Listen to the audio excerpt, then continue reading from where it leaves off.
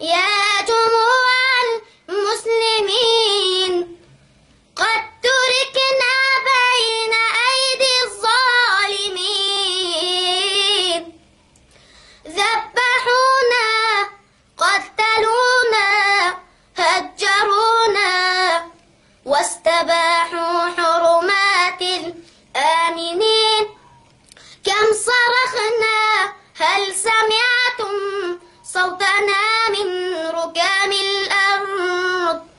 كم يعلو الأنين، ما سمعتم صوت آهات الثكالى.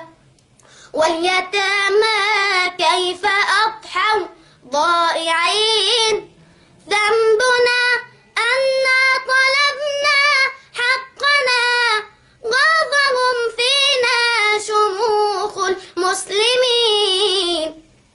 كم مؤامرة أعدت ضدنا، كي نبادى وكي نزل ونستكين، أصلها في إسرائيل وأمريكا، زادهم في بغيهم روسيا والصين.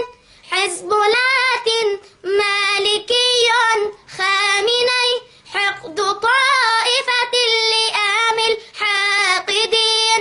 لكن الله تعالى معنا، سوف ينصرنا ويخزي المجرمين. نسأل المولى لنا نصرا قريبا عاجلا، يشفي صدور المؤمنين.